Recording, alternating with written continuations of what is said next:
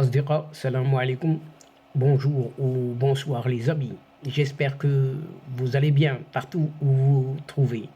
Bienvenue sur votre chaîne Bled Maralibia qui attend comme toujours bien évidemment vos encouragements. Mais abonnez-vous pour rester très informé et comme il se doit. Cette séquence vidéo se penche cette fois-ci sur cette Espagne qui importe près de la moitié de ses légumes du Maroc. Et vous entendez bien, c'est bizarre, mais c'est comme ça. Puisque près de la moitié, ça veut dire près de 46% de ces légumes consommés en Espagne, eh bien, proviennent du Maroc. Et vous avez bien entendu.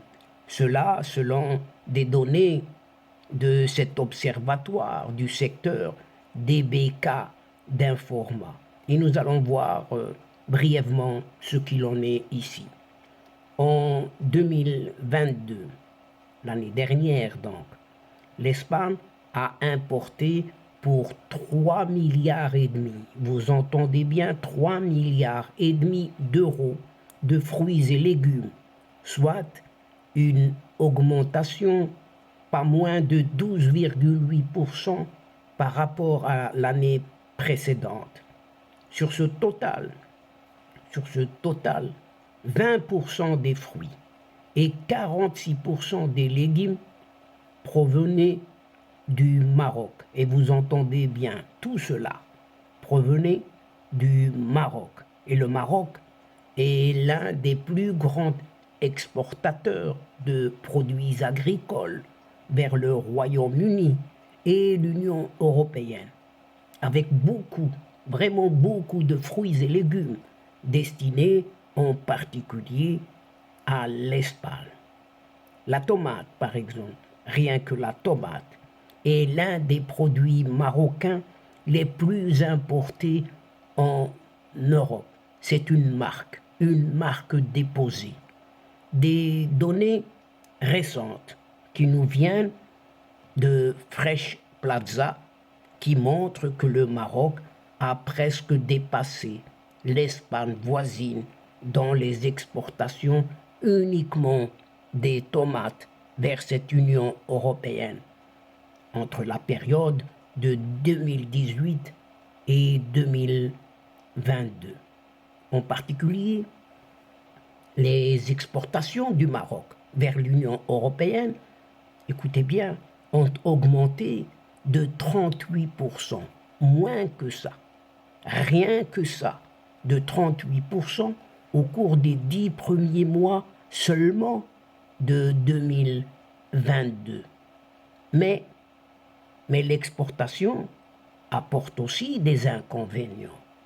On s'inquiète de plus en plus au Maroc d'une certaine inflation et de la hausse des prix alimentaires, cette fois-ci au Maroc même.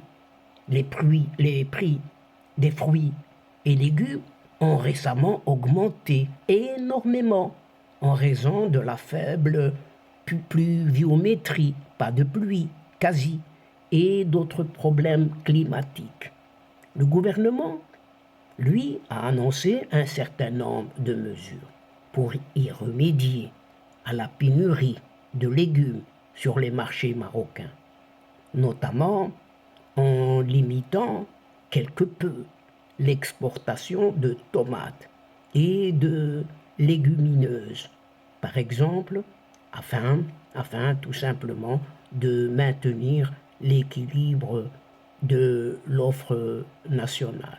Mais le marché de fruits et légumes ne s'arrête pas seulement uniquement à cette importation ou exportation selon où l'on est, Maroc ou Espagne.